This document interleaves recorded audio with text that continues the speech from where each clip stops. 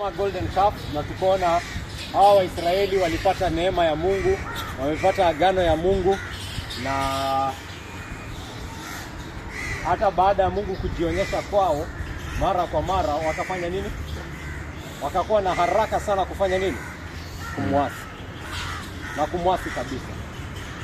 Wale ambao hawakuwa wacha ni wakweli kabisa. Hawa Israeli wametolewa na Mungu Misri. Walikuwa watumwa pale Misri. Walikuwa slaves pale. Hawangeweza kutoka pale. Mungu mwenyewe ndiye amefanya nini? Amewaondoa pale. Na hata katika kuondoka kwao, huyu Farao anataka kuwashika tena. Amewafuata. Sio? Bado Mungu akafanya nini? Akawapigania. Akawavukisha bahari ya Shamu. Jambo la kustaajabisha sana, bahari imefunguka. Watu wametembea katikati ya bahari. Imagine, watu wametembea katikati ya bahari. Na bado wakifika hiyo side nyingine, wakati chakula inakosa, wanafanya nini tena? Wanamsikitikia Mungu. Wanaanza kuongea mbaya kumbuka. Ni kama kwamba wanaanza kusema Mungu alitutoa pale, hakuja hapa kufanya nini? Kutuua. Wamefanya hivyo mara 2-3 kabla tufike hapa Sinai.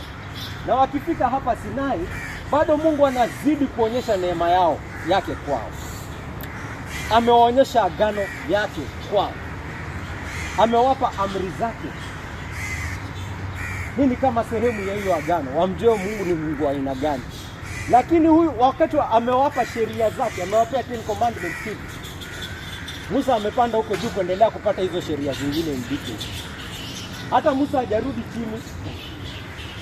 Hawajangojea hata miaka 2 ama miaka 3. Musa akiwa pale juu kwenye mlima, wakiwa pale chini tayari wamefanya nini? Washachoka kungoja. Nenda kasome hiyo Exodus 33. Walikaa hapa chini wakasema, huyu Musa kwani ashuki?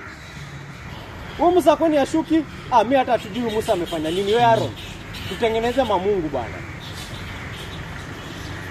Tukaona kwamba mioyo ya binadamu, nikafunza na nikasisitiza hii iwe hadithi kukuonyesha uovu wa mioyo ya binadamu. Usifikiri wewe ni mbora kuliko hawa Waisraeli. Hawa Waisraeli wamemwona Mungu kwa njia ambayo hakuna yeyote ameona Mungu kwa njia hiyo ulimwengu wote. Wao pekee ndio wameona Mungu kwa hiyo njia. Lakini hata ingawa wameona Mungu kana hiyo kipawa chake, wamemwona katika nguvu zake, wamemwona katika uwezo wake, bado wako tayari kumwasi, wajitengenezee miungu inayofanana ng'ombe inayofanya nini? Inakula nyasi.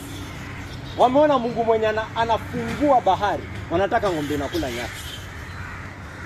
Wameona Mungu mwenye anashinda Farao kwa nguvu, wanataka ng'ombe inasema mo. Wanataka Mungu wa kujijengea. Wanataka Mungu anayeambatana na fikra zao. Wanataka Mungu anayeambatana na tamaa zao. Huyu Mungu wa kweli wanachoka haraka sana na yeye. Hawawezi kana yeye hata siku. Nikaonyesha hiyo uovu. Biblia inatufunza kwamba moyo wa mwanadamu ni muongo, ni mjeuri. Moyo wako profesa ni mjeuri. Inapenda kukufanya nini? Kukudanganya. Moyo wako Jafet ni mjeuri. Inapenda kukudanganya. Inapenda kukuongoza katika tamaa ambazo hazifai. Na inakudanganya kwamba hii ndio njia inayofanya nini? Inafaa. Moyo wako yenyewe ni adui wako mwenyewe. Hakuna adui mkubwa sana Biblia inakwambia kuliko huyo moyo wako wewe mwenyewe. Ndio maana wengi wanamuasi huyu Mungu wa Israeli. Wengi wanamuasi, hawamtaki. Na ukiwapata, unawapata wanasema, hii Ukristo sijui iko na nini? Hii Ukristo sijui haieleweki. Hii Ukristo sijui ililetwa na wazungu. Hii Ukristo sijui Mungu mwenye ako kwa Biblia ni Mungu mwenye ako cruel. Hivyo ndio anataka kujiambia, si ndio? Ama yeye sijui Biblia hiyo mambo iko pale kwa Biblia yaambatani na sayansi. Sio? Basi mbona ukimfunza mambo ya Biblia unapata nini amfanyikia? Ushaijaribu kumfunza mtu kuhusu Biblia mwenye hataki mambo ya Biblia? Au anafanya nini? Unamchoma. Hasira gani inakuwa? Anakwambia hiyo mambo yako. Hasira. Wengine wanakuwa na hasira vibaya sana. Mbona unakuwa na hasira na Mungu mwenye hayuko? Tunasema hayuko. Tunasema huyu Mungu hayuko. Basi mbona nikikwambia mambo yake unafanya nini? Unajawa na hasira. Nikikwambia story ya Cinderella utakasirika? Cinderella anaweza kukasirisha. Mbona Cinderella akasirishe mtu? Kwa sababu Cinderella hayuko. Hayuko. Nikikwambia story ya 4 little pigs. Unajua hizo 4 little pigs? Ile hadithi za kina Abunwasi. Nikikupea hadithi ya Abunwasi utakasirika? Kwa nini isikukasirisha? Sababu Abunwasi hayuko. Basi mbona nikikwambia, ukimwambia hadithi za Mungu, yeye anasema Mungu hayuko. Lakini ukianza kumwambia kuhusu huyu Mungu wa Biblia, nini moyo inafanya? Toka hapo na maneno yako. Kwa nini? Basi kama hayuko, mbona unafanya nini? Mbona unakasirika na hayuko? Unanielewa? Moyo wake ni adui dhidi ya huyu Mungu. Moyo wake hautaki stori zake. Hii yeye kusema Mungu hayuko ni ishara. Ni ishara ya uadui wake dhidi yake. Si ati moyo wake hauamini Mungu yuko. Ni moyo wake ni nini? Ni adui. Mungu. Hataki stori za Mungu. Hataki stori za utakatifu wake. Akisikia stori za utakatifu wake anasikia ni kama inamfunga pingu. Inasikia ni kama inamfunga pingu asiweze kuishi kulingana na hizi tamaa ambazo zinafanya nini? Zinamuongoza. Sio Mama Tina? Kuna tamaa ambazo moyo wake zinamdanganya. Kuna tamaa ambazo zinamuongoza. Na akisikia kuhusu Mungu mtakatifu anasikia hizo tamaa, huwezi ishi hizo. Kama utaishi hivyo mbele ya Mungu mtakatifu, basi hasira yake utaipata. Hataki.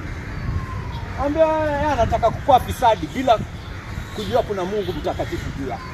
Anataka kuwa muongo, mwizi, mwenye chuki, mwenye wivu. Anataka kufanya haya mambo yote bila kujua nini? Mungu yuko. Anajembe moyoni hakuna Mungu.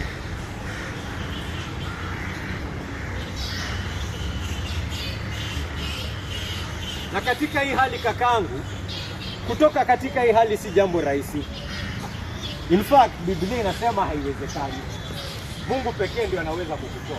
Kwa sababu umezaliwa katika hiyo hali. Unielewa hivyo? Umezaliwa katika hiyo hali. Mazoea yako katika kukua, umekuwa katika hiyo hali. Lifestyle yako ni lifestyle ya dhambi. That is your life. Raha zako, mambo ambayo hukufurahisha ni nini? Ni dhambi. Si ndio maana watu wana joke. Wanasema wacha niende nijienjoy na dhambi nyingine. Imekuwa sasa jambo la mzaha kwa. Imekuwa sasa jambo la mzaha. Dhambi imekuwa jambo la mzaha. Ashaona kwani kila kitu yenye mimi na enjoy ni nini? Nikienjoy kitu yote naenda kwa Biblia ni dhambi. Na enjoy hiyo ni dhambi. Na enjoy pia ni dhambi. Basi wacha wacha nifanye dhambi basi.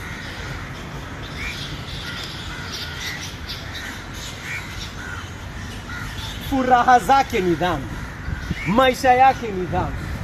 Yeye ni kama sasa leopard. Leopard inaweza change ngozi yake. Si iko hivyo. Ako hivyo. Amezaliwa hivyo.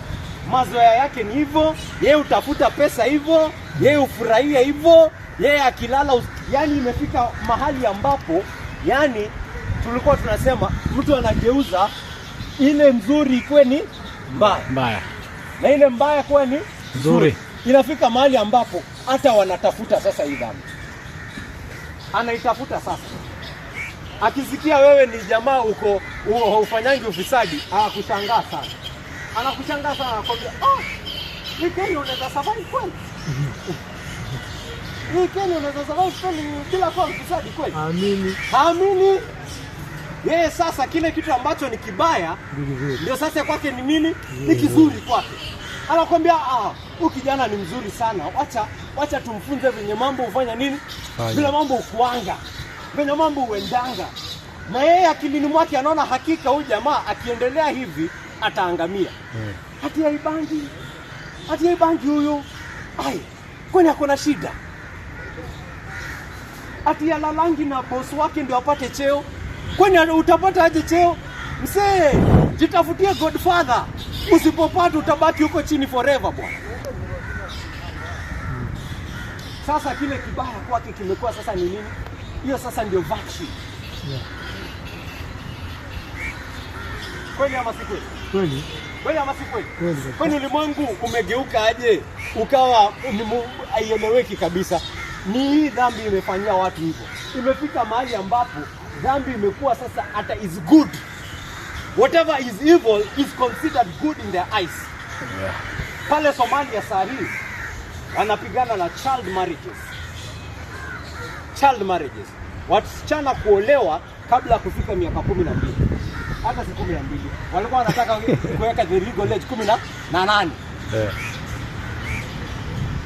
Na kuambia ile vita hiyo sheria imeleta. Ile vita imeleta. Yaani hata kuna mtu ametoa video TikTok akifanya nini? Akilia machozi akisema hiyo sheria ni mbaya. Hiyo sheria si sheria ya Mungu. Hiyo sheria inanyanyasa. Njia ya Mungu ni msichana anafaa kupeanwa kabla afike miaka 12. Analia machozi, yani analia machozi. He's in sorrow. He's crying. He's like, why? Umeanza kufanya nini? Yani kwake kufanya hiyo sasa imekuwa ni kitu kizuri. To him that is virtue now. Hata hana aibu sasa. Ako tayari kuonekana kwa ulimwengu mzima kwamba this is the right thing.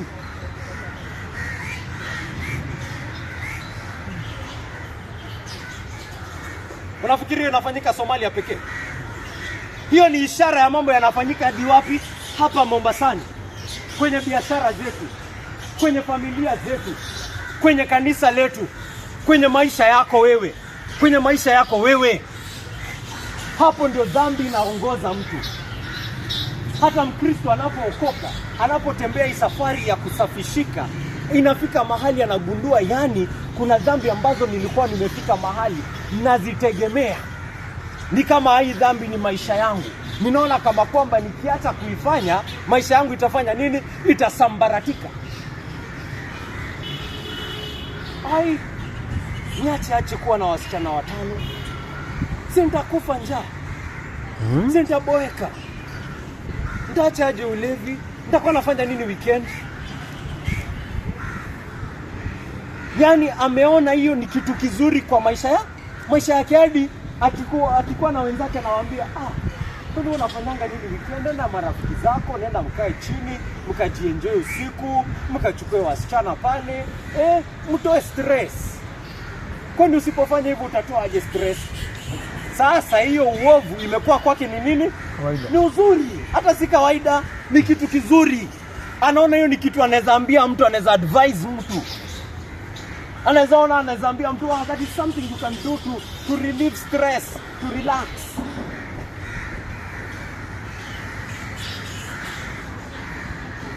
Ile ambayo ni mbaya ameifanya ikuwe sasa ndio nzuri. Hapo ndio dhambi inatupeleka kaka zangu.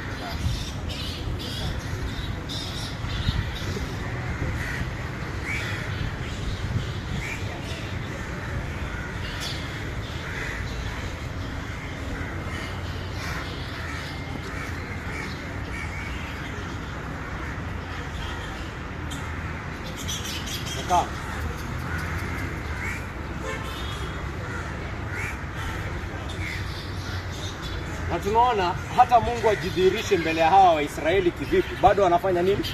Wanamwasi. Bado hawamtaki. Huyu Mungu wa kweli usifikiri ni rahisi. Hata kufanya mtu akue Mkristo. Nakwambia ukiangalia Ukristo wa kweli, hata mtoto mdogo kumfunza ni rahisi. Hivi dini nyingine mtu anaweza kuwa indoctrinated, si ndio? Unamfunza nini, unaigonga kwa kichwa chake hadi akikuwa mkubwa hata kuiache na kwa nguvu.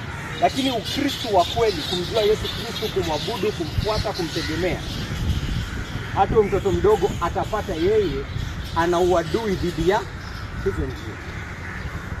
Mungu wa kweli utapata nikiwa mtoto mdogo hata nakumbuka venye hii mambo ya Yesu hii bana hii. Kwanza nikiendelea kujijua, nikiendelea kujidiscover, naanza kujua kuhusu raha za dunia, alafu nasikia hii mambo ya Yesu ni bado inaniambia nisifanye. Nasema hapana, sasa nitafuata hii mambo ama nitajienjoy.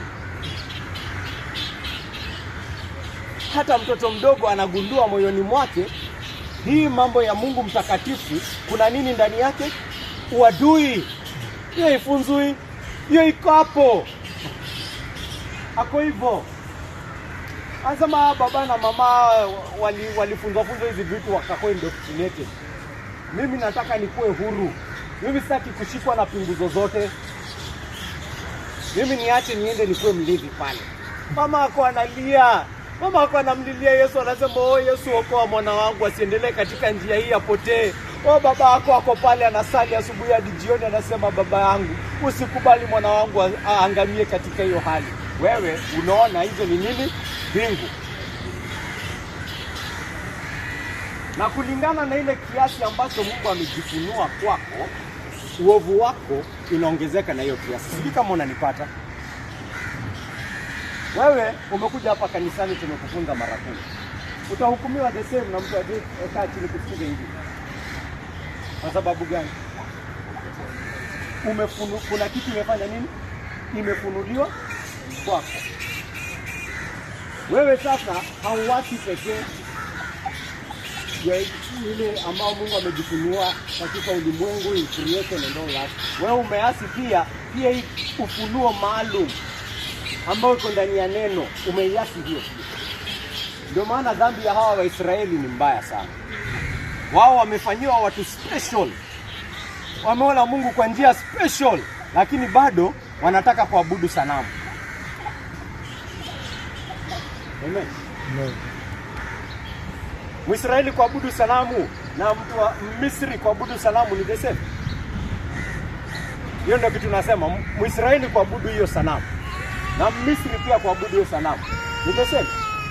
Ni nani ni mbaya zaidi? Mwisraeli. Kwa sababu gani? Anamwona Mungu. Yeye anajua Mungu. Yeye anajua Mungu. Mungu amemvukisha bahari. Mungu amemtafutia chakula. Mungu amempea maji, amemwongoza katika jangwa. Lakini Mungu tu dakika 10, 2, 3, 4, wewe tengeneza sanamu hapa bwana. Tumechoka na Musa. Wako tayari, wako very ready kuachana na huyu Mungu. Na si mara ya kwanza wametenda hivi. Wale ambao wamekuwa wakikuja hapa wanajua hii si mara ya kwanza Waisraeli wamefanya mambo kama haya. Kifungua hii kitabu ya Marko 7:21-23. Sitangojea mfungue. Nitasoma tu. Yesu anafunza kuhusu Marko Jose. Nini kinafanya mtu awe msafi? Marko 7:23. Na anasema hivi. Kwa mbele ya Mathayo. Kabla hajafika Luka. Kwa maana kutoka ndani ya moyo wa mtu kutoka mawazo mabaya, uasherati, wizi, uuaji, uzinzi, tamaa mbaya, uovu, udanganyifu, ufisadi, wivu, matukano, kiburi na upumbavu. Maovu haya yote hutoka ndani ya mtu, nayo ndiyo yamtiayo mtu unajisi.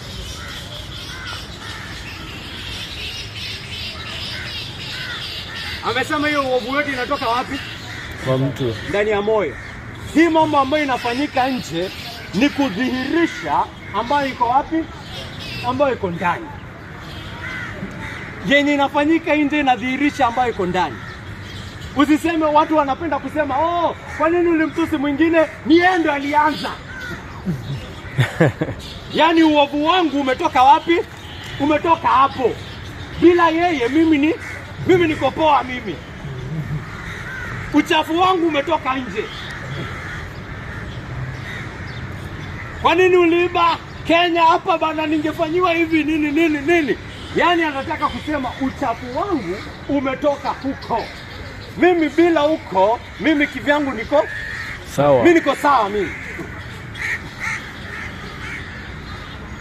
Yesu Kristo anataka uelewe vitofauti. Hiyo ambayo imetoka ni ishara ambayo ya nini? Enye iko Niko ndani. Hapo ndio ilitoka. Hiyo wizi, hiyo maneno machafu, hiyo mawazo mabaya, hiyo yote anasema imetoka wapi? Ndani.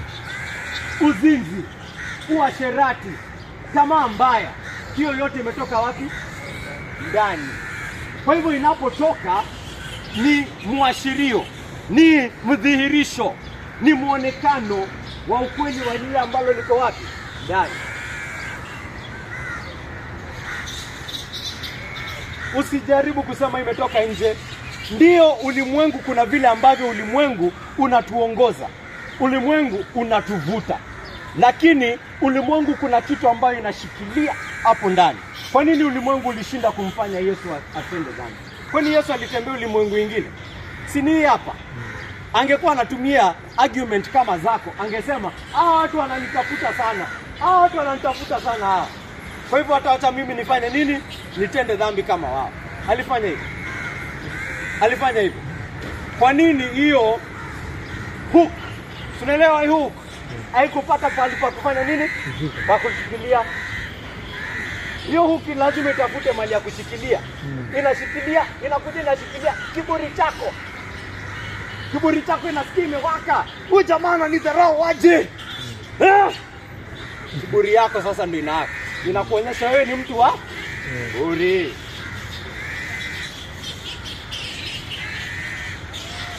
Kiburi yako inashikika, matusi yametoka.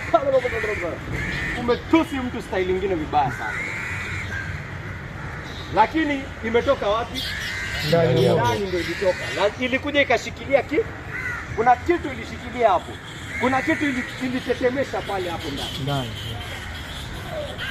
Hii mambo haikutoka nje.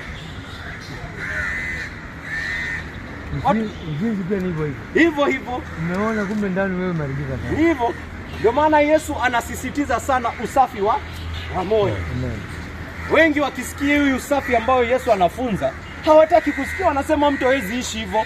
Lakini Yesu anakusisitizia akuonyeshe hali kiini cha dhambi iko moyoni. Na hakika nakwambia mwishowe kile ambacho kiko moyoni kitaonekana. Yesu Kristo amesema hakuna chochote kilichofichika ambacho hakitafichuliwa. Hakuna chochote kilichofichika ambacho hakitaonekana, ambacho hakitatangazwa kwenye milima. Wengine wanajionekana hapa nje, mimi mzuri, mimi nimesafishika sana. Lakini yeye chini ni mwizi. Yeye chini ni anapiga bibi yake vibaya sana. Ananyanyasa watoto wake vibaya sana. Itaonekana. Hiyo chuki ambayo umeficha itaonekana. Hiyo uovu ambao umeficha itaonekana. Kama vile alavyo ilionekana kwa hawa Waisraeli. Tunaona kwa Waisraeli imeonekana.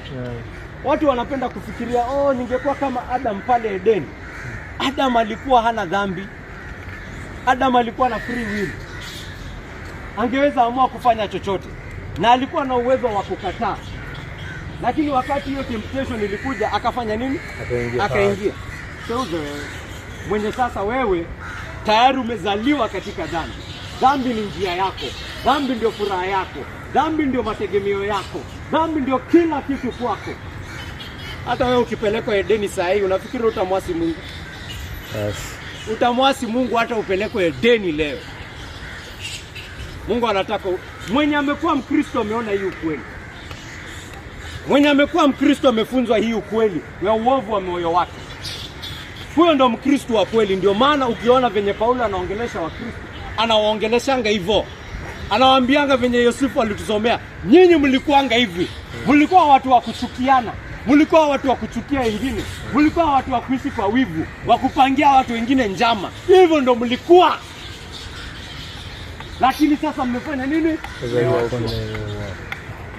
Mkristo anaelewa hii ukweli. Huyo ndo Mkristo. Mkristo simfunzi hii maneno, anasema hiyo imetoka wapi? Mkristo anaelewa chenye Paulo anasema. Paulo akimwambia ulikuanga hivyo, anasema sisi sote tulikuanga hapo, tulikuwa tunatembea hapo. Hiyo ndio ilikuwa maisha yetu. Anaelewa kabisa.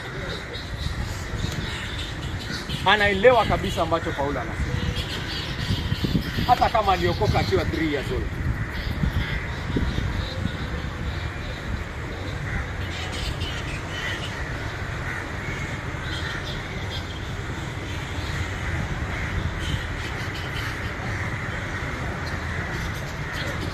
Na yule ambaye ameelewa hiyo ukweli ndiye ambaye anagundua hii ufunuo wa Mungu kwetu, lengo lake ni kutugeuza mioyo yetu.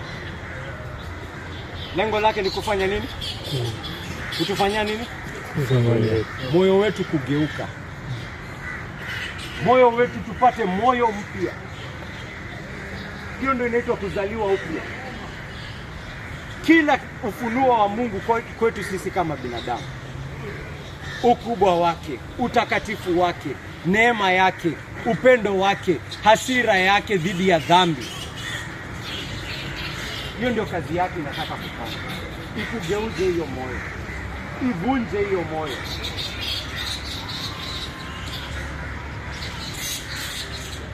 Wengi wanasema wamepatanishwa na Mungu, lakini hawajapata kugeuka moyo.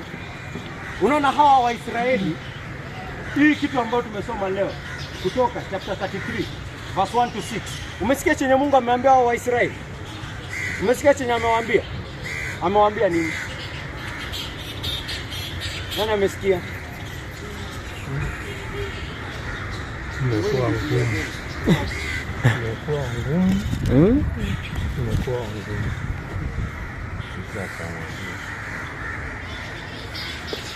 Nimewaambia wavue. Wavue. Soma verse 2. Verse 3. Nani atatusomea verse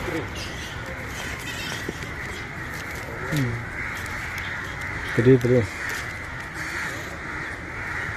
Verse 3. 33 verse 3. Kutoka Marko. Kutoka pandeni. Pandeni mwende. Go up to the land flowing with milk and honey, but I will not go with you, because you are stiff-necked people, and I might destroy you on the way. Verse 4. When the people heard these distressing words, they began to mourn, and no one put on any ornament. Ingine atusomee kwa Kiswahili 3 na 4. Nasema hivi, pandeni mwende katika nchi itiririkayo maziwa na asali, lakini mimi sitakwenda pamoja nanyi, kwa sababu nyinyi ni watu wenye shingo ngumu, nisije nikawaangamiza njiani. Watu waliposikia habari hizo na za huzuni, wakaanza kuomboleza, wala hakuna mtu aliyevaa mapambo yoyote. Tumeona uovu wa roho zetu, sio? Katika maisha ya hawa. Na tumeona Mungu akijifunua kwake kwa hasira yake dhidi ya dhambi yao. Na tena saizi anawaambia, mimi nilipeana ahadi. Nilifanya agano na mababa zenu, Abrahamu, Isaki, Yakobo, kwamba hiyo ardhi nitafanya nini? Nitawapea. Ahadi yangu nitaweka. Kwa hivyo nyinyi fanyeni nini? Nendeni. Nitamtuma malaika wangu aende nanyi. Lakini mimi mwenyewe siwezi kukaa na nyinyi. Siwezi kaa miongoni mwenu. Hadi kufika hapa, Mungu alikuwa anatembea na hawa Waisraeli, si ndio? Yeah. Alikuwa miongoni mwao. Alikuwa na uwepo wake kwao ulikuwa unaonekana katika wingu na katika ile moto. Sasa anasema mimi, wacha sasa nitafanya nini? Nitatuma malaika aende na nyinyi. Lakini mimi sitaenda kabisa. Mimi siendi na nyinyi. Mimi sitatembea na nyinyi. Sababu nikitembea na nyinyi na hiyo venye mko nyinyi, hizo roho zenu nitafanya nini? Taua kabisa. Nitamaliza nyinyi.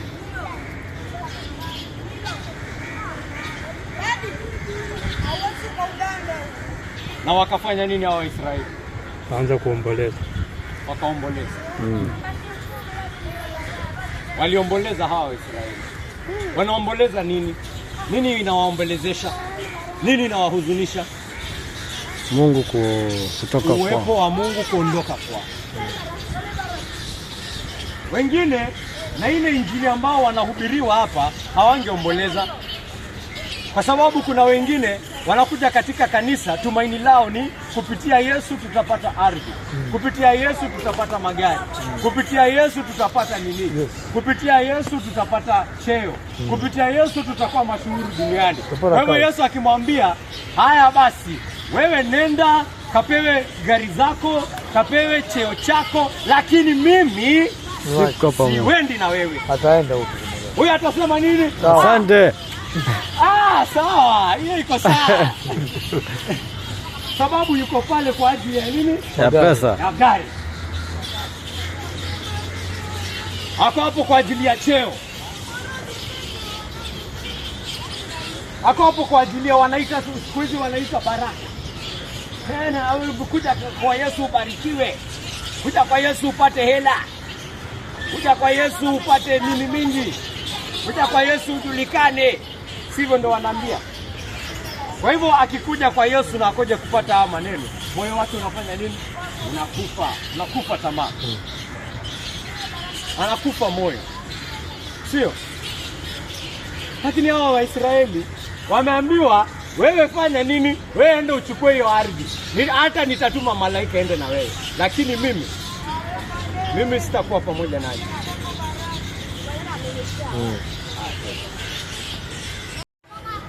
Wanapogundua kiasi cha ambacho wamemkosea Mungu wa kweli, unaona hiyo ndio kitu ambayo inamuumiza moyoni. Amemkosea nani? Mungu. Ameona kiasi cha uovu wake dhidi ya nani? Ya Mungu. Yaani tumemkosea Mungu kiasi cha kwamba hawezi hata kaa na sisi anymore. Hiyo ndio inamfanya anavunjika moyo, analia, anaomboleza.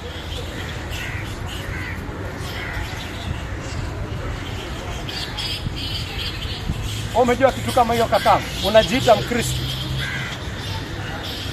Mwito wa Mkristo tumesema ni mwito kutoka maisha ya dhambi.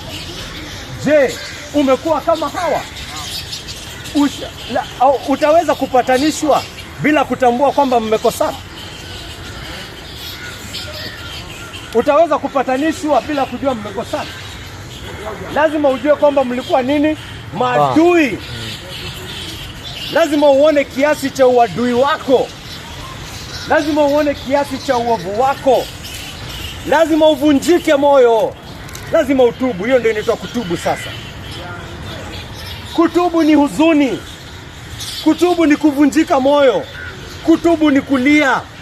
Ni kujitazama na kusema, guy, how could I ever do this? How could I ever do this? Ningefanyaje jambo kama hii dhidi ya Mungu kama huyu?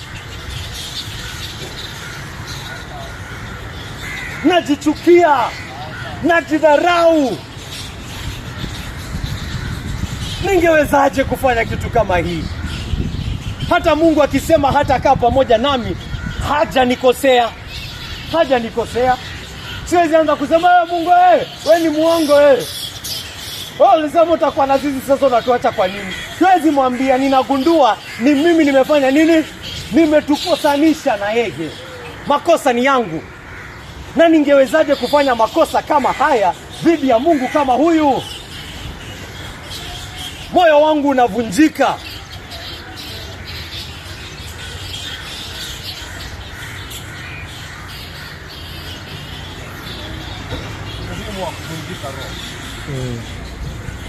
Hakuna yule ambaye anakuja anasema, hii dhambi nilirithi kutoka kwa Adamu, kwa hivyo Mungu aniokoe kama anataka. Wewe si Mkristo. Mkristo akiona dhambi yake ndani ya roho yake inamvunja moyo, anasema, ninawezaje kuwa hivi? Ninawezaje kuwa niko hivi?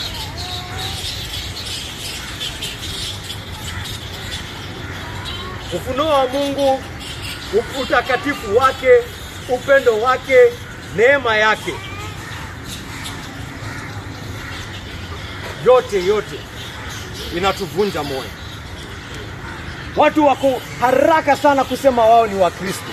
Wengi sana wanasema, mimi ni Mkristo. Sio inasema yote mwenye anaamini Yesu Kristo ni Mkristo. Mimi sinaamini. Ako tayari kujiingiza katika kategori ya wale ambao wamesafishwa. Ako tayari kujiingiza katika kategori ya wale ambao wamekombolewa, wale ambao wamefanywa kuwa wana wa Mungu. Watu wako na haraka sana kujiweka hapa. Lakini nakwambia ule mwana wa Mungu wa kweli, yule mwana wa Mungu wa kweli, yule ambaye amekombolewa ya kweli, yule mwenye hafosi, actually huyo huwa kitu lazima umuonyeshe ni kweli wewe ni mwana wa Mungu. Kwa sababu anapoona uovu wake, afu kuja na mwambia Mungu amekukubali, moyoni mwake anakuwa na nini? Na ugumu wa kuamini. Anasema hapana, mimi mwenye nimekosea hivi, mimi mwenye nimemtusi Mungu hivi, ninawezaje kukubalika na yeye? Ameona kiasi cha dhambi yake, anajua kutubu ni nini, anajua huzuni ya toba ni nini, anajua aibu ya toba ni nini. Kujionea aibu yeye mwenyewe anaielewa. Ukija ukimwambia tulia kakaangu, umepona, Yesu amekufa kwa ajili yako, anasema haki. Hadi Roho Mtakatifu mwenyewe aje amtulize. Maneno ya mwanadamu hayawezi tosha, kwa sababu ameona kiasi cha uovu wake dhidi ya Mungu. Anajua dhambi si kitu ndogo. Huyo sasa ndio anajua damu ya Yesu ni kitu kiko juu sana, kwa sababu dhambi yake ni kitu, yani hakuna kitu angeweza fanya kujiokoa kutoka hiyo shimo. Anasema why?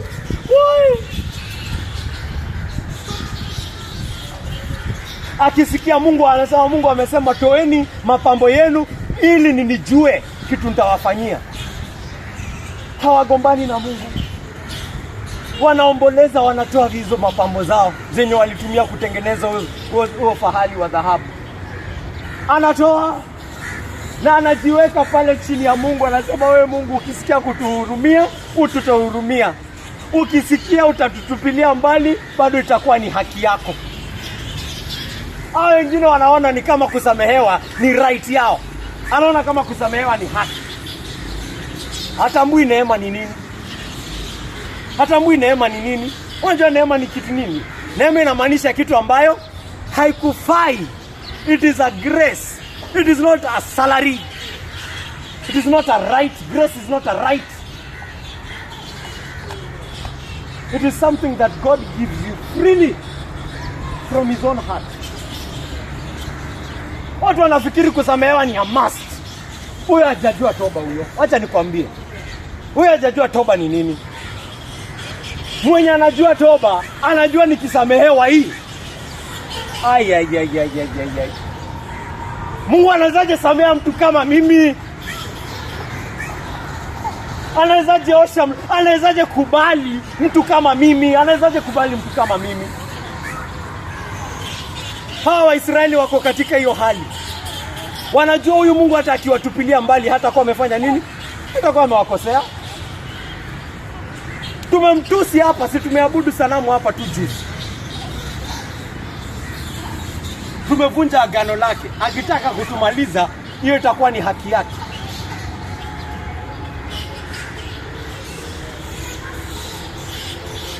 Mungu anataka uvunjike roho kakaangu. Mkristo ni yule amevunjika roho. Mkristo ni yule ambaye anajua toba ya kweli.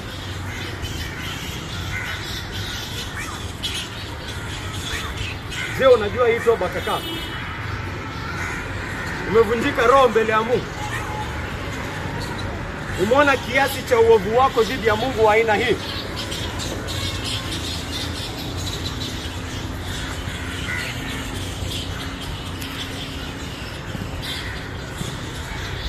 Ukisoma hichi kitabu 2 Corinthians chapter 7.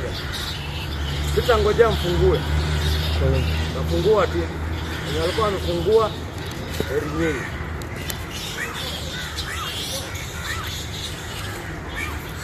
Paulo anaandika barua kwa kanisa la Wakorintho. Ukisoma kitabu cha kwanza cha Wakorintho, hii barua aliwaandikia kuwakemea. Kuna mtu alikuwa ametenda dhambi mbaya sana hapo ya uzinzi. Mbaya sana. Akawakemea vibaya sana. Wakati alikuwa anawaandikia hii barua ya pili, akamention hiyo story tena. Akasema hivi. hata kama niliwahuzunisha kwa barua yangu, sijuti. Ingawa nilijuta kwa muda mfupi, kwa kuwa najua kwamba barua yangu iliwaumiza.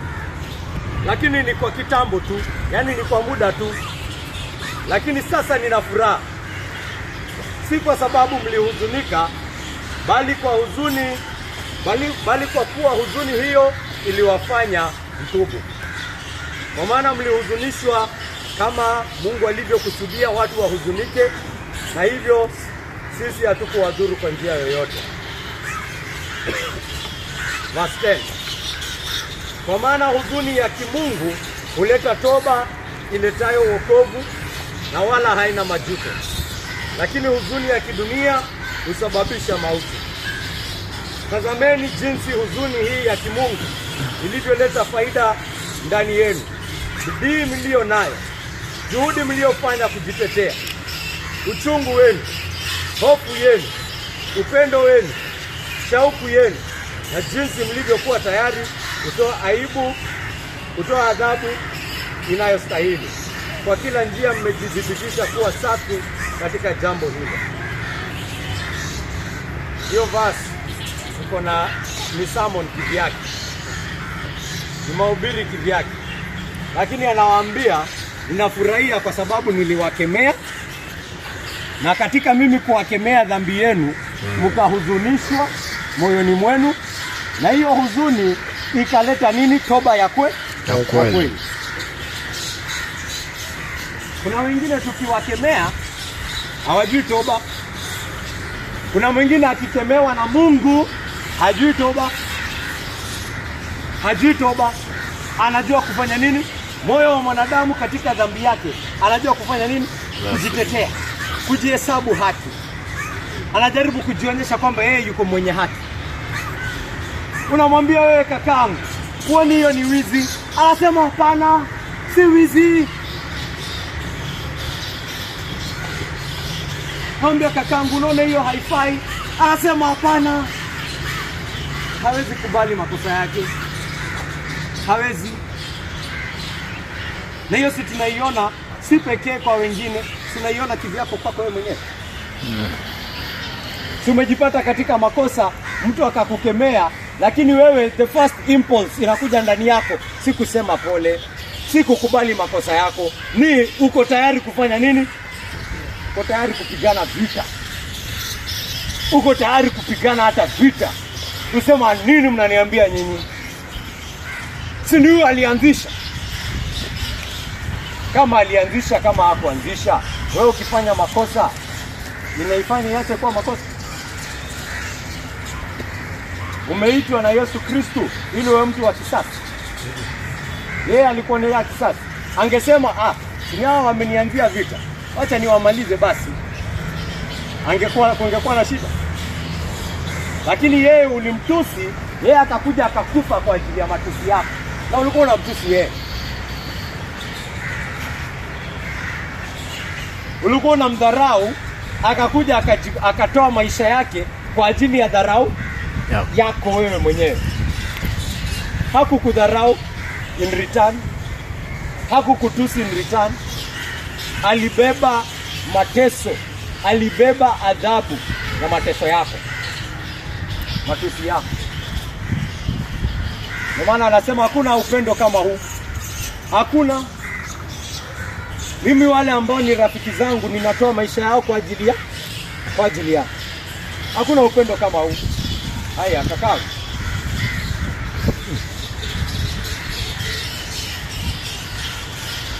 Wengi hawajui kujuta.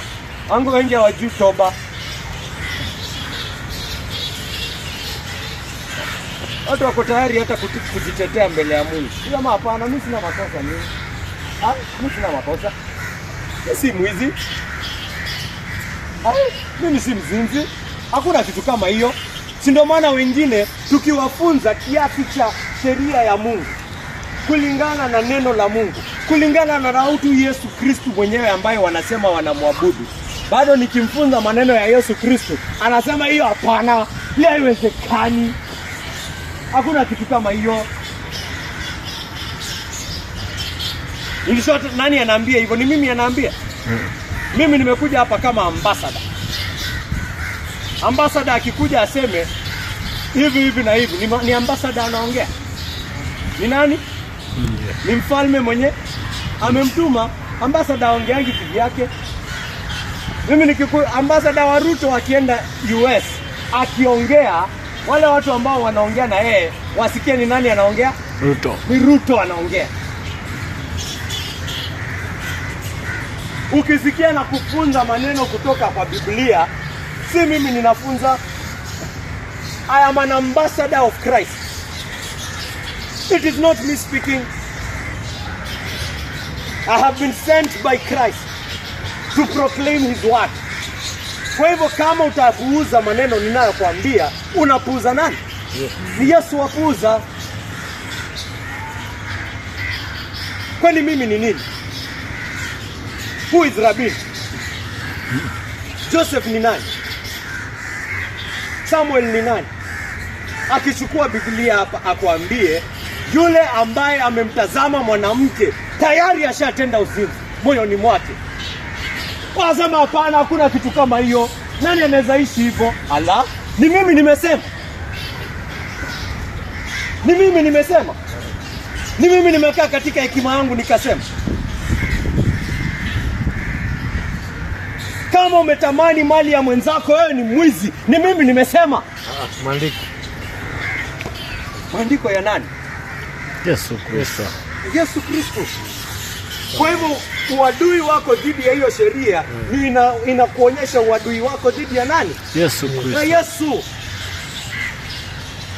Uadui wa moyo wako dhidi ya nani? Ya Yesu. Ndio ugundue nina uadui dhidi ya huyu Yesu. Anaweza kunisamehe mtu kama mimi ambaye ni adui wake.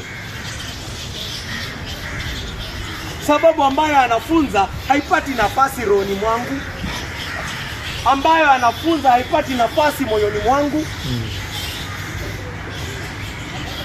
Anaweza kunikubali adui kama mimi. Unataka kujiumbia sanamu yako ambayo inakupea sheria ambazo zinaambatana na hekima yako. Kakaangu, Mungu yuko juu yako. Mungu si sanamu. Mungu wewe si wewe umechonga hiyo sanamu. Ukikataa Mungu ni kwa sababu unataka kujichongea nini? Sanamu yako ambayo inaambatana na mawazo yako. Kakaangu, ukikuja kwa Biblia unakuja kwa Mungu aliye juu ya mawazo yako. Yuko juu yako.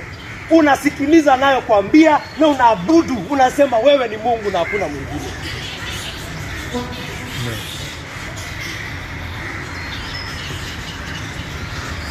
Mungu si sanamu. Na Paulo anapowakemea hawa wa Korinto, hawajitetei, wanahuzunika, na hiyo huzuni inawavunja moyo na wanakuja wanakufuata kufanya nini? Kutubu.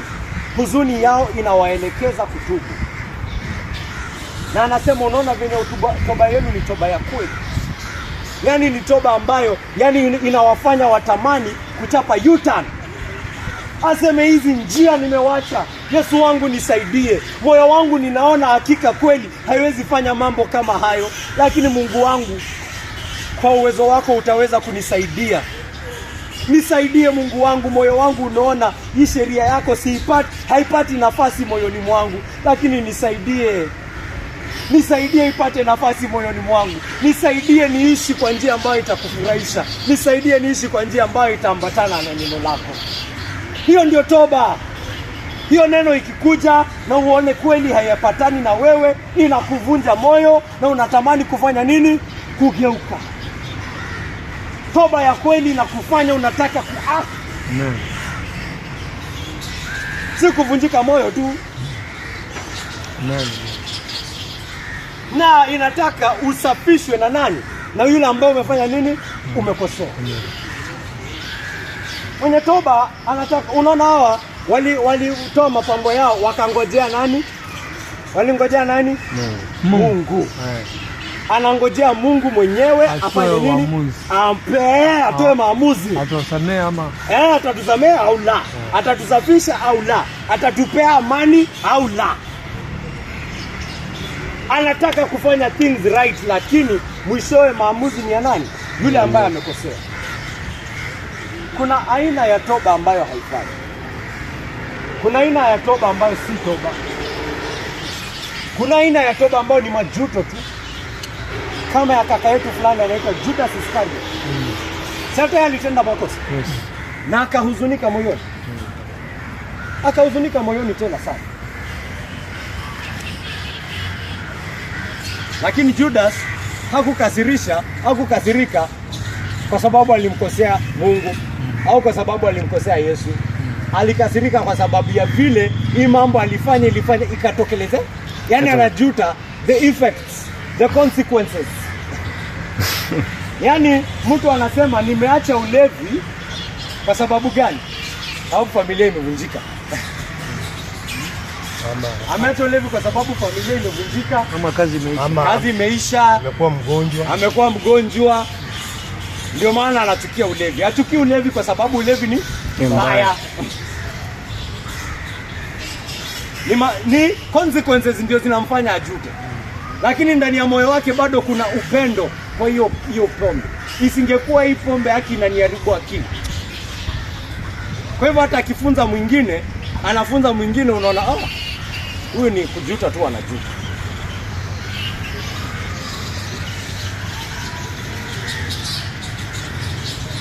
Na tunaona huyo ambaye anafanya toba hiyo aina, hangojei Mungu amsafishe.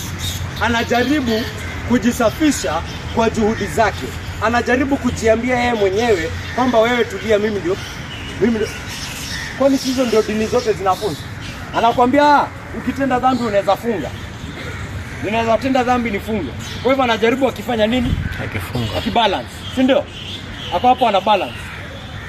Ama unaweza tenda dhambi ufanye matendo mazuri, alafu zitafanya nini? Zitaingiana. Si ndio?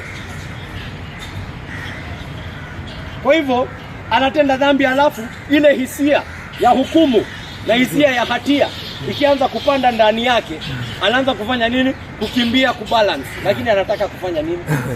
Anataka kunyamazisha hiyo sauti. Anataka kutuliza roho. Seti dhambi ameichukia. Moyo ikitulia tu hivi tu chini kidogo, atafanya nini? Moyo ikitulia atafanya nini? Atarudi tena. Hata huyo mlevi isingekuwa asingepata hiyo liver cirrhosis, angefanya nini? Angeendelea tu. Bado moyo wake unapenda hiyo dhambi. Huyo mwingine si ndio tunawapata, inaonekana katika maisha yake. Moyo wake ukishatulia, anasema hapana, wacha nikuje church, niache hizi vitu, kwanza leo nimewacha mimi. Anafanya hivyo hadi hisia ya hatia ifanye nini? Ishuke. Akianza kusikia hapo sawa tena, kidogo wapi tena? Huko. Amerudi huko tena. Hiyo ni toba. Hiyo ni toba ina gani hiyo? Hiyo ni toba kweli? Toba. Si toba. Toba inakufanya unajichukia. Inakufanya useme I will want to do my best.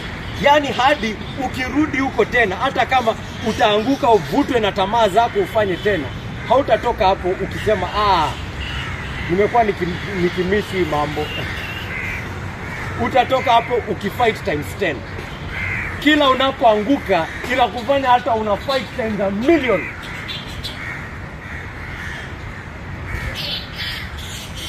Sisi kama tunaelewana.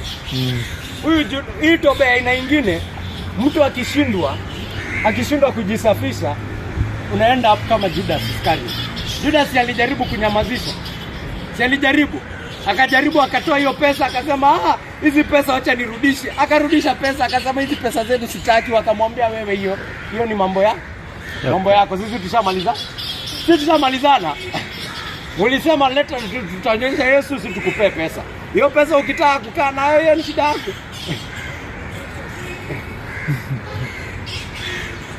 Alikuwa anafikiri atawarudishia pesa, alafu wafanye nini?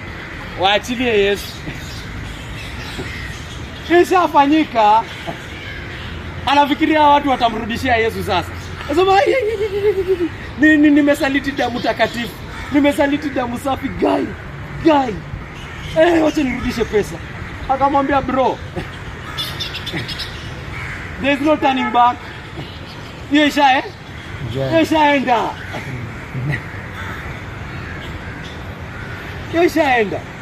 Kwa hivyo venye ameshindwa kujisafisha na kumuokoa Yesu, kumrudisha Yesu,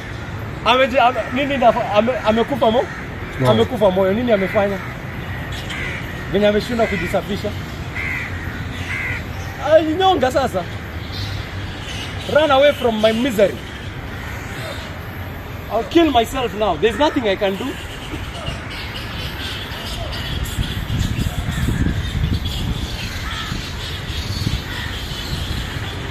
Petro pia alifanya mambo kama haya.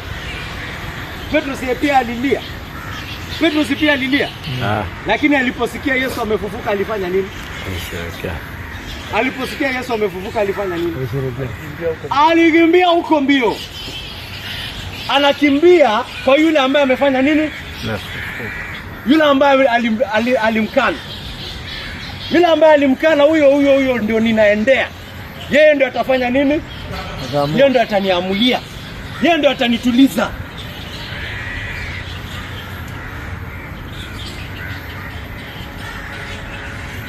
Sasa hawezi ngojea Yesu.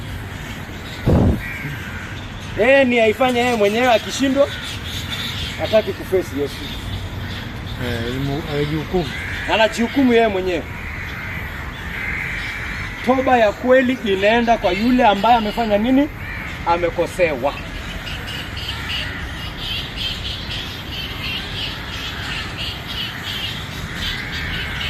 Na inangojea huruma kutoka kwa nani? Kwake. Na yule ambaye amekosewa hakika katika kila dhambi ni nani? Ni Mungu Mwenyezi. Kuna watu wengine binadamu tukiomba msamaha hawatatupa. Tutajaribu yetu yote lakini hawatatupa, sio? Lakini tukigundua dhambi yetu pia iko dhidi ya Mungu, Mungu Mwenyezi ndiye ambaye anafanya nini? Anatutuliza. Dhambi zote zinazotendwa ziko dhidi ya nani? Hata Daudi alipofanya hiyo dhambi mbaya sana dhidi ya Uria, alipoenda kwa Mungu alimwambia Mungu, ni wewe nimekukosea. Hata Uria anisamee, familia ya Uria wanisamee, lakini wewe Mungu ukose kunisamehea.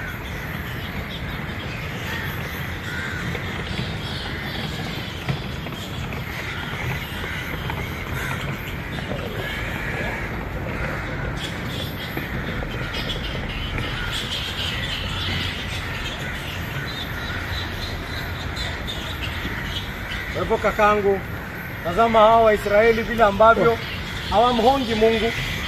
Hawani Mwisraeli akihonga Mungu hapa, si ndio? Wanaomboleza. Wanaonyesha huzuni yao, si ndio? Wanaonyesha huzuni yao.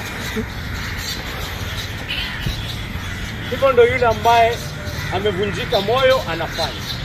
Ameona uovu wake jinsi ilivyo mbele ya Mungu mtakatifu, anaomboleza mbele ya Mungu, analia mbele ya Mungu, anatamani ageuke asifanye mambo kama haya. Wewe kakangu, nataka utambue kwamba hakuna kupatanishwa na Mungu bila kugundua uadui wako, kulia na kuomboleza.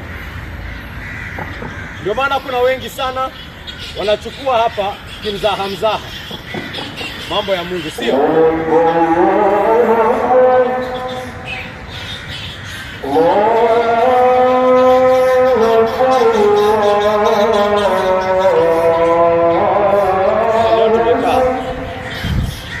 Watu wanachukua mzaha.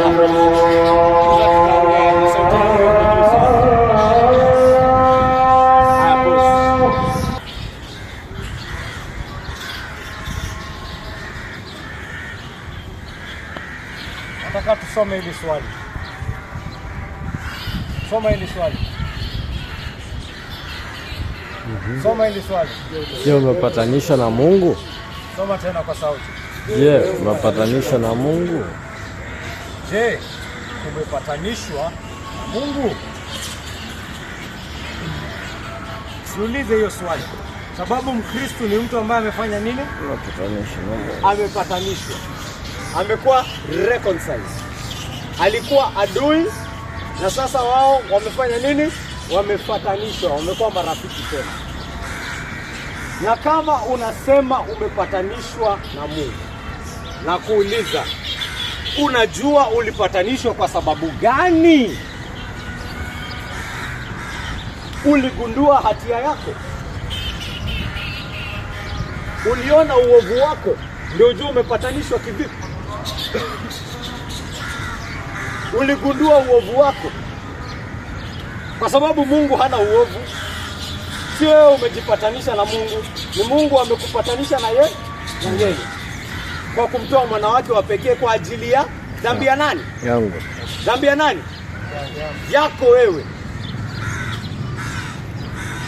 Kwa hivyo unatambua dhambi yako ambayo ilimfanya Yesu afe.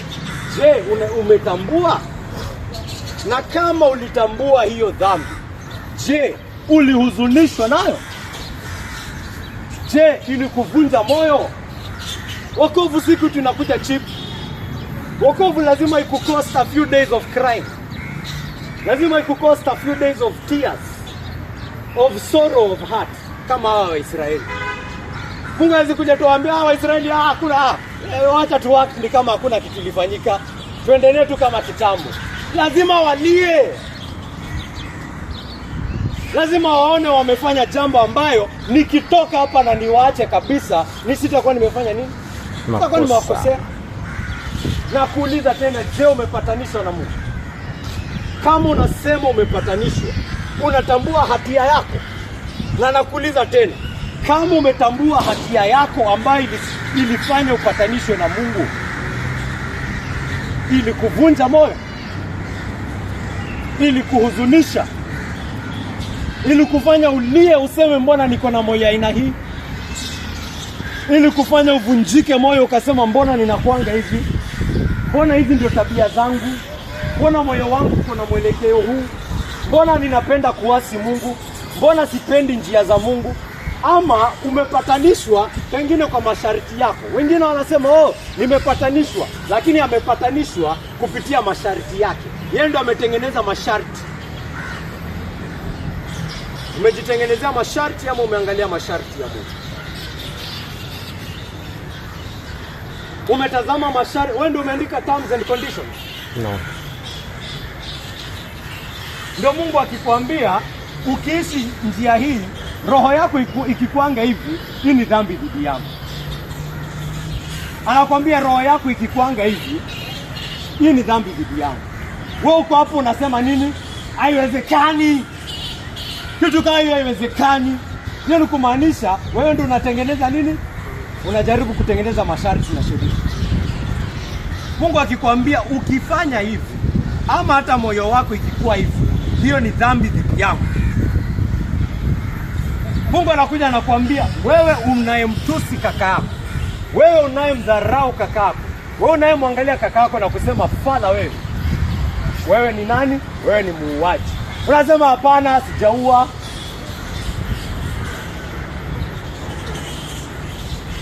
Hiyo ni nyinyi muelewe kitu Mungu anasema. Anakuambia umeua wapi?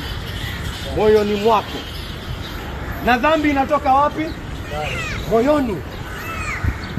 Yale yanayofanyika nje ni ishara ile ambayo inaendelea ndani.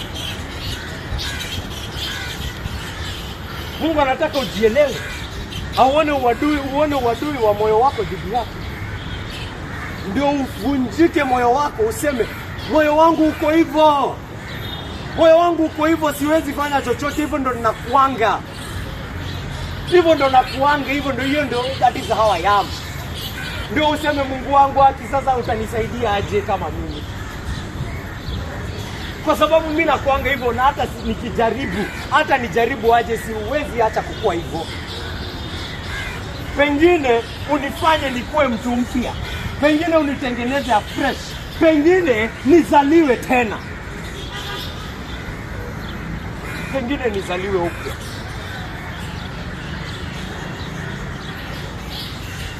unless I'm born again. Kwa sababu penye niko saa hii siwezi jisaidia. Siwezi saidika. Ulivunjika wakati uligundua hiyo ukweli? Ama uliona tuko madrasa?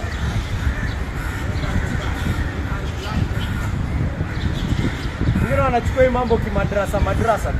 Wanafikiri ni klasi ya science. Huyo hawezi pigana na dhambi. Kwanza ulimwengu ukianza kukuja na vitu, unajua venye ulimwengu inakujanga dhidi yako wewe. Venye ulimwengu inakujanga inataka utende dhambi lazima. Hauwezi kama huku. Hauwezi kama ukusikia uchungu. Hauwezi, utajitetea. Utaanza kusema ni ulimwengu ndio inanifanya. Hauwezi kama hujasikia huzuni dhidi ya dhambi. Hauwezi shindana na ulimwengu. Hauwezi, nakwambia tena hauwezi. Utakuwa unatetea tu dhambi kila siku.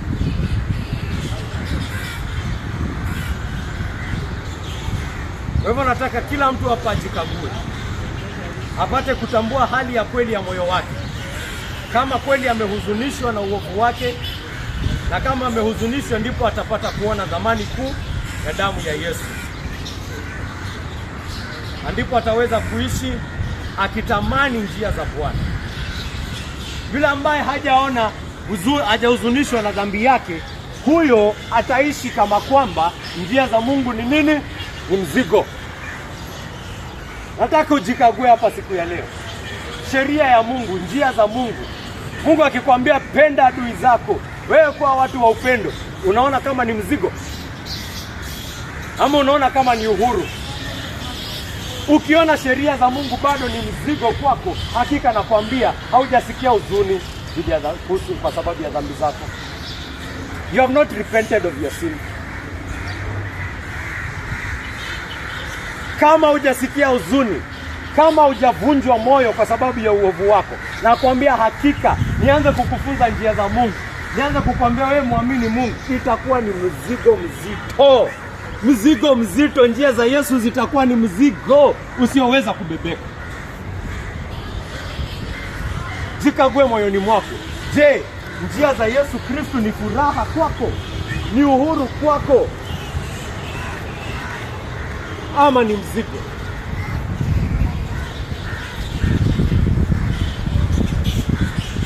Hiyo ndio itakuonyesha kama umepatanishwa na Mungu ya kweli ama umepatanishwa na Mungu kutumia masharti yako. Na kama kuna mtu hapa ambaye huzuni ya dhambi yake imemwingilia tunapoongea hapa, kama kuna mtu hapa tumekuwa tukiongea mambo ya Yesu Kristo, amesema Roho Mtakatifu huzungumza neno la Mungu linapohubiriwa. Kama kuna yeyote hapa ambaye anasikia rohoni mwake akivunjwa kwa sababu ya vile ambavyo amemwasi Mungu, kakaangu, tazama damu ya Yesu Kristo. Sasa wewe ndio utapata kujua dhamani ya hiyo damu, wewe ambaye umevunjika moyo. Tazama damu ya Yesu.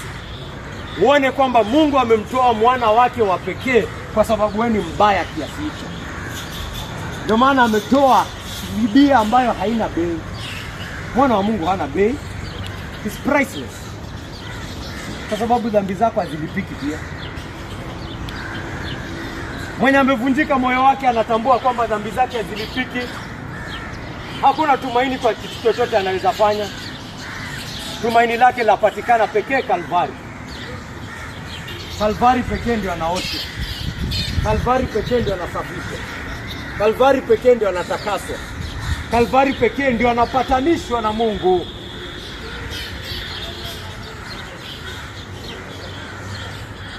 Tazame Yesu, ona kazi aliyofanya kwa ajili ya dhambi yako na ufurahie. Roho Mtakatifu na abariki hili neno kwa roho yako. Amen. Naomba yote katika jina tukufu la Yesu. Simame tuombe.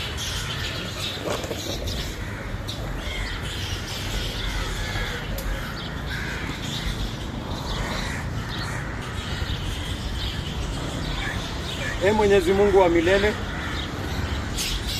tunakushukuru Mungu wangu kwa sababu ya neno lako tukufu ambayo umetujalia kusikia hapa siku ya leo. Na Mungu wangu, hii injili Mungu wangu ni injili rembo sana. na injili ambayo Mungu Baba haikosi kuwa na maana kwa mtu yeyote. Tunaomba Mungu Baba, wakati tumehubiri, kwamba Roho wako amebariki hayo maneno, kwa sababu ukweli unakuja kupitia Roho wako Mtakatifu. Nguvu ya hili neno liko katika Roho wako Mtakatifu, Baba yangu, kwamba utabariki neno lako kwa wengi kupata kumjua Yesu, kwa wengi kupata kutubu, kuhuzunishwa na dhambi zao, kuvunjwa mioyo yao.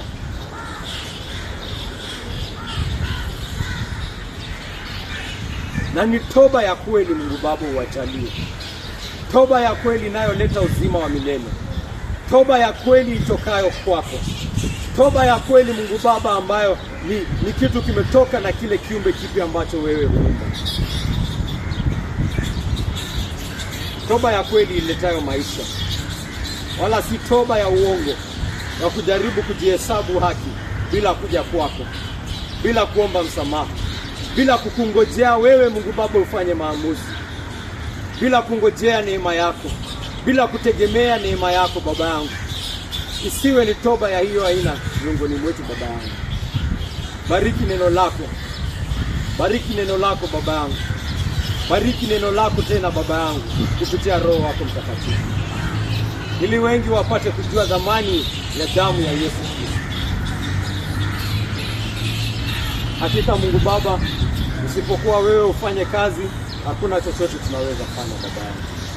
Kwa hivyo nakuomba Mungu Baba kwamba umetusikia na kwamba utatusikia tena. Wabariki wote ambao wameweza kuketi muda huu wote kusikia neno lako, na naomba Mungu Baba kwamba utaweza kubariki kusikia kwao pia Mungu Baba. Tembea nao katika wiki inayokuja, wachunge, na Mungu Baba tengeneza hamu ndani yao ya kutaka kukujua zaidi, ya kutaka kuelewa neno lako zaidi kulingana na mapenzi yako. Na kushukuru na nakutukuza. Naomba haya yote katika jina tukufu la Yesu Kristo aliye Bwana na mkombozi wetu. Amen.